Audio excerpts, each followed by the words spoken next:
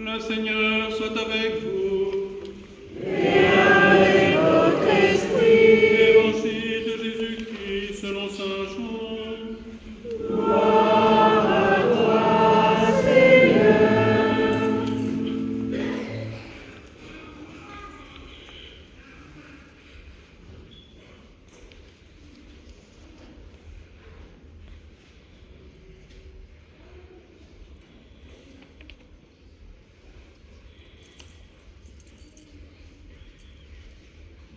Le premier jour de la semaine, Marie-Madeleine se rend au tombeau de grand matin.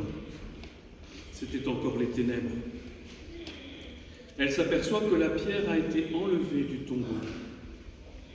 Elle court donc trouver Simon-Pierre et l'autre disciple, celui que Jésus aimait. Et elle leur dit, « On a enlevé le Seigneur de son tombeau, et nous ne savons pas où on l'a déposé. » Pierre partit donc avec l'autre disciple pour se rendre au tombeau. Ils couraient tous les deux ensemble. Mais l'autre disciple courut plus vite que Pierre et arriva le premier au tombeau. En se penchant, il s'aperçoit que les linges sont posés à plat. Cependant, il n'entre pas. Simon-Pierre, qui le suivait, arrive à son tour. Il entre dans le tombeau. Il aperçoit les linges posés à plat, ainsi que le suaire qui avait entouré la tête de Jésus, non pas posé avec les linges, mais roulé à part à sa place. C'est alors qu'entra l'autre disciple, lui qui était arrivé le premier au tombeau. Il vit et il crut. Jusque-là, en effet, les disciples n'avaient pas compris que selon l'Écriture, il fallait que Jésus ressuscite d'entre les morts. Acclamons la parole de Dieu. Louange à toi, Seigneur Jésus.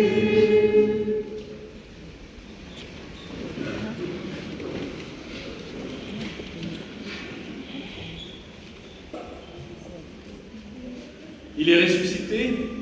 Il est vraiment ressuscité. Il est ressuscité. Il est vraiment ressuscité. Vraiment? Oui. Vous êtes bien sûr? Oui. Vous êtes sûr, mais figurez-vous qu'il y a une bonne partie des chrétiens qui ne sont pas sûrs. Je ne dis pas qu'ils ont un doute, je dis qu'ils ne sont pas sûrs et que ça les gêne de ne pas être sûrs. Parce qu'aujourd'hui, on veut être sûr de tout un tas de choses. Il est vraiment ressuscité, comment appuyer notre foi? Comment faire en sorte qu'elle ne soit pas justement en opposition avec la certitude? Tout simplement parce qu'un grand nombre d'indices, qui ne sont pas tout à fait des preuves, mais un grand nombre d'indices nous disent, nous assurent qu'il est ressuscité. Quels sont ces indices? Je ne vous interroge pas, il y aurait beaucoup de réponses, j'imagine. Mais c'est important de les avoir à l'esprit, ces réponses, parce que autour de nous, le jour de Pâques et puis les autres jours de l'année, on a besoin de rendre compte de notre foi. Alors qu'est-ce qu'on a comme signe, comme indice, qui nous font penser d'une manière forte que Jésus est ressuscité? Il y a des grands indices et des petits. Le premier que je viens d'entendre, c'est que le linceul est posé à plat sur la pierre où il a été déposé. Le suaire, ce que l'on met sur le visage, un drap plus petit, lui, il est posé à côté, il est plié. Mais le linceul lui-même est posé à plat. Et ça ne vous rappelle pas quelque chose, ce linceul posé à plat? Vous voyez ce fameux linceul de Turin, qui a été autrefois à Chambéry et puis autrefois à Versailles. Ce linceul, beaucoup de gens l'ont observé avec l'œil de saint Thomas, dit-on, c'est-à-dire avec cette idée de vouloir vérifier que c'est plausible au moins. Alors il y a eu différentes analyses, etc.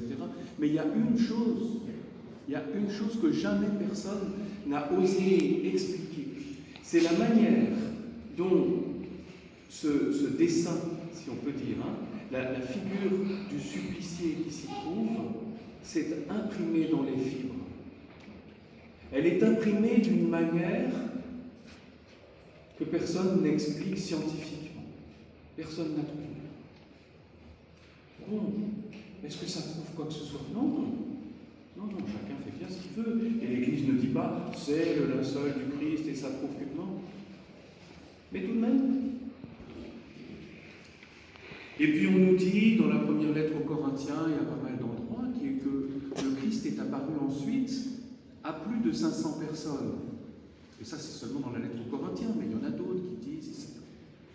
Et ces 500 personnes, au départ, elles étaient plutôt parties pour ne pas croire, pour pleurer. Regardez les disciples d'Emmaüs qui rentrent, qui s'enfuient de Jérusalem à deux, ils sont encore tout tristes.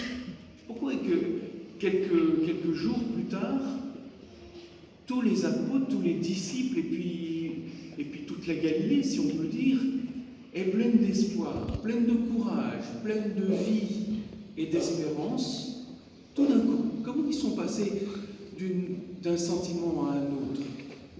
Comment est-ce que ces gens vont avoir, à partir de là, le courage de mourir pour affirmer que Jésus est ressuscité?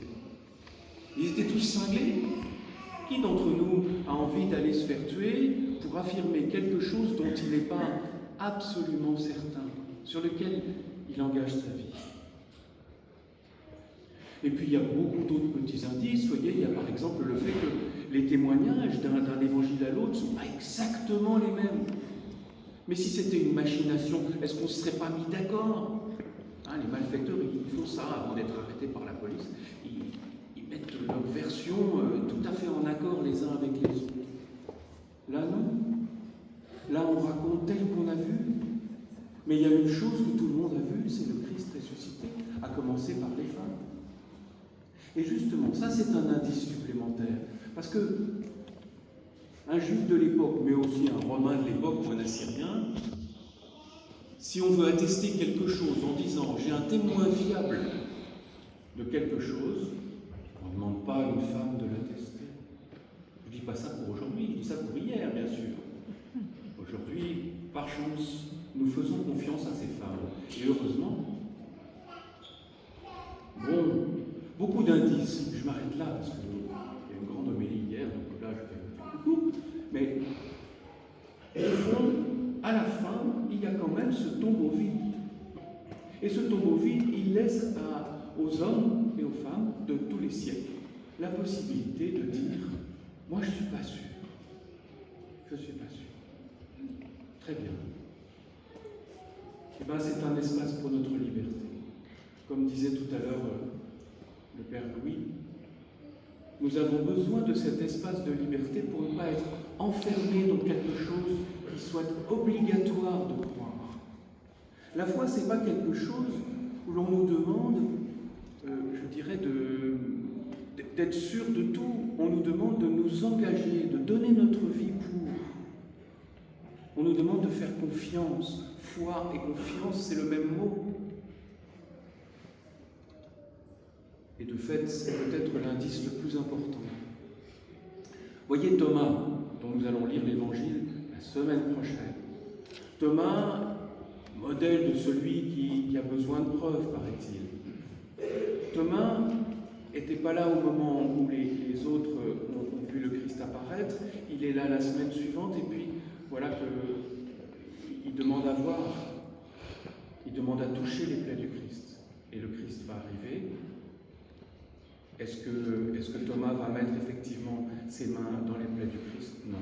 Il dira à genoux, mon Seigneur et mon Dieu. Et de fait, que lui reprochera le Seigneur quand il dira, mais est-ce que heureux ceux qui croient sans avoir vu? C'est pas pour reprocher à ceux qui relèvent l'épreuve ou ceux qui font confiance aux indices, c'est parce que il n'a pas fait confiance du tout. Mais imaginez que vous fassiez confiance à personne et pour rien. Mais il y a plein de choses auxquelles vous devriez renoncer. Bon, pour la terre plate, a priori, si on a fait un peu de bateau, on voit bien qu'il y a des choses qui apparaissent et donc on comprend comprend bien la courbure de la Terre. Mais si je vous dis, est-ce que vous avez vu de vos yeux les anneaux de Saturne? De vos yeux, hein, pas avec des photos prises par d'autres, etc., etc. Si vous n'avez pas d'autres personnes à qui vous faites confiance, une bonne partie des réalités, des évidences de notre vie disparaissent de votre vie. Il faut faire confiance à la chaîne de tous ceux qui ont engagé leur vie pour attester de la résurrection du Christ. Bon, il est ressuscité. Et dans cette même première lettre aux Corinthiens, Paul dit « Notre foi est vaine, elle est même idiote, si le Christ n'est pas ressuscité. » Donc la question c'est de savoir, il est ressuscité, qu'est-ce que ça change? Qu'est-ce que ça change qu'il soit ressuscité plutôt qu'il ne le soit pas? Ben, la première chose, c'est que ça atteste toutes les paroles qu'il a dites. Et il en a dit beaucoup. Elles sont dans les différents évangiles, rapportées de différentes façons. Et parmi les paroles qu'il a dites, il a dit « Je suis le Messie, je suis le Messie Christ, je suis celui qui devait venir, celui qu'on attendait depuis des siècles, dont on ne savait pas très bien s'il serait un prophète, un roi, un peuple. » Et il a dit, lui, je ressusciterai dans 3 jours. Comment comprendre exactement? Est-ce que c'était une parole dite de manière symbolique, en disant, voilà, dans 3 jours, mettez des jours à l'échelle de la création, etc. Bon. De fait, on comprend, on réécoute tout ce qu'il a dit. Toi, il avait dit ça, mais je n'avais pas compris à l'époque, etc. Et on revient sur l'ensemble de ces déclarations. Et on entend finalement qu'il avait dit non pas seulement je suis le Messie, mais qu'il avait dit je suis le chemin, la vérité et la vie.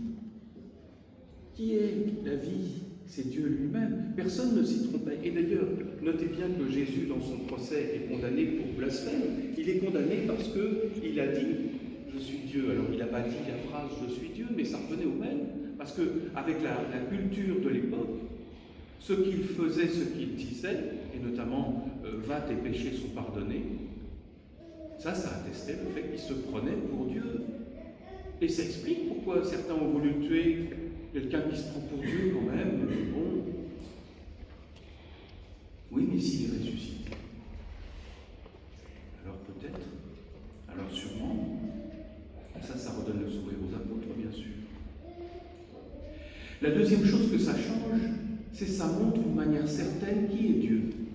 Rappelez-vous, Jésus avait dit à Philippe, un de ses disciples, il lui avait dit « Qui m'a vu, m'a entendu parler, m'a vu agir, etc., a vu le Père. » Eh bien, ce Dieu-là, ce Dieu que montre Jésus, c'est un Dieu qui a pris soin de toutes ses brebis, qui n'a pas appelé des légions d'anges pour descendre de sa croix, a accepté d'aller jusqu'au bout du don de soi. Et c'est très important, parce que voyez-vous, les autres dieux, les dieux de l'époque, les Zeus, tous ces gens-là voulaient être servis. À aucun moment ils n'auraient accepté d'être tués, de se laisser souffrir. Au contraire, ils demandaient à ce qu'on les serve. Et lui avait dit, je ne suis pas venu pour être servi, mais pour servir. Le Dieu que nous montre Jésus, c'est un Dieu qui, depuis le début de la création, nous a créés pour nous servir notre bonheur, notre joie. Oh, pas la joie de tous les jours, pas la joie facile, mais la joie profonde d'être tel qu'on a été créé pour devenir. C'est-à-dire justement celui qui se donne et qui se donne jusqu'au bout. Si Jésus n'était pas allé jusqu'au bout, il n'aurait pas montré un Dieu qui va jusqu'au bout. Il le montre, et il nous montre donc qui est Dieu. Et puis une dernière chose, il éclaire donc l'Écriture. Et donc à partir de la résurrection, et seulement à partir de la résurrection, les apôtres, les disciples, tous ceux qui avaient entendu parler des choses, ont relu tous les rouleaux sur lesquels la Bible était inscrite, et ils ont trouvé ici, ailleurs, notamment dans Isaïe, mais aussi dans Malachie, etc. Tout un tas de mots qui éclairent ce que Dieu a montré. Qui éclairent que celui qu'on attendait comme le roi des rois est précisément venu comme le serviteur des serviteurs.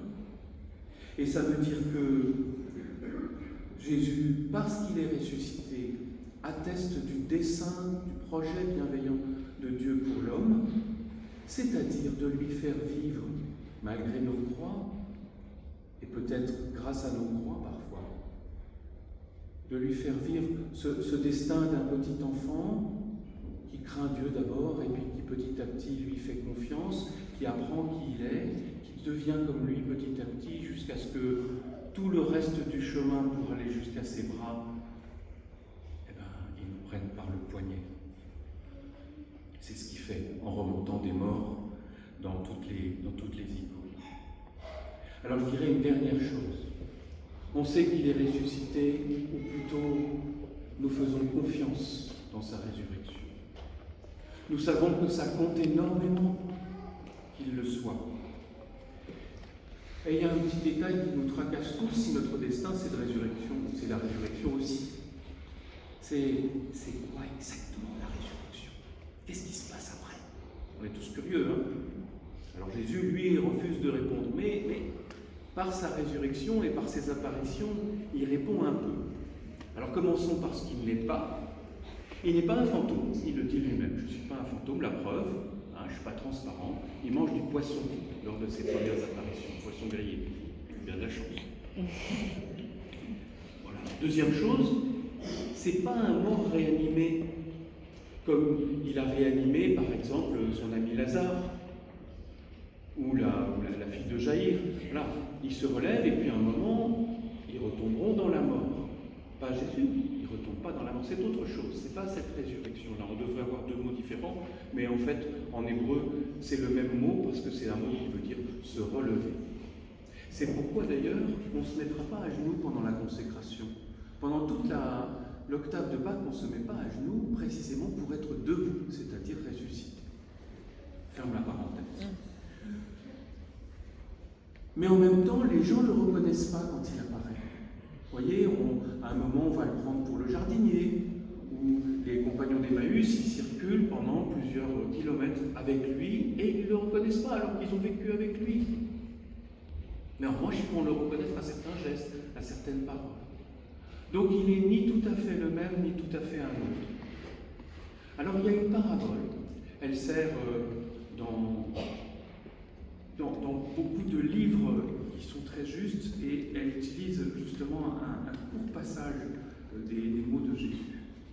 C'est la parabole de la graine. Dans une graine, il y a déjà tout l'arbre, ou tout l'épi. Il faut d'abord que la graine passe par la mort, passe par les souffrances, passe par la vie, si je puis dire. C'est-à-dire tout ce que nous avons à traverser, de beau et de moins beau, pour petit à petit nous humaniser et devenir capables de Dieu. Dans cette graine, il y a donc absolument tout l'arbre, mais seulement potentiellement. Encore faut-il que cette graine vive effectivement ce qu'elle a à vivre d'une manière la meilleure possible. Et donc, quand on voit l'arbre, on pourrait reconnaître la graine, mais c'est pas facile. Les biologistes le font, nous non. Mais en revanche, en vous regardant, Dieu voit déjà l'arbre que vous êtes appelés à être, que nous sommes appelés à être. Alors, soyez à l'image de cette graine qui va ressusciter, et dont le Christ a montré le destin. Alors maintenant on peut dire, il est ressuscité. Il est vraiment ressuscité.